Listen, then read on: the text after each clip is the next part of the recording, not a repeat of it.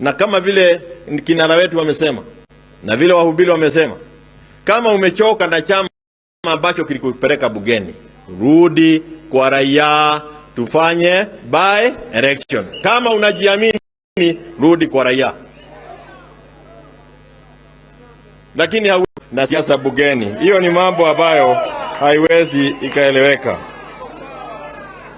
Mimi mambo ambayo tunasema ni mambo ya uchungu.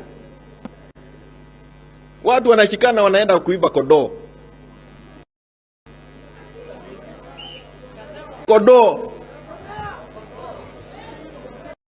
Na wale wanakuja kupiga ofisi ya Jubilee na mawe. Wale. Na wameongozwa na viongozi ambao tunaweza wataja hapa kwa sababu mimi sina uoga. Lakini kwa sababu baba ameongea hayo mambo yote, mimi sitaki nirudie.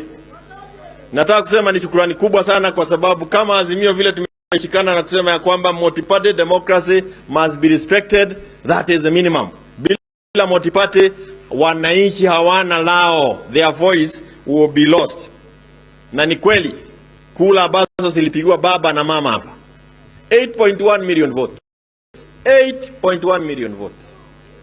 Na hawa ambao walipitia kwa dirisha 5.9. Na wao ndio sasa wakimaliza mambo ya Shakahola wanaongeza bei ya chakula ili sisi wote tuwe candidates wa Shakahola.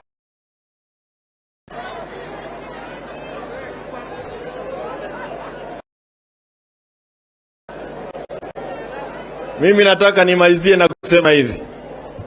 Kama vile baba amesema, ukiguza chama chochote cha Azimio, umeguza sisi wote.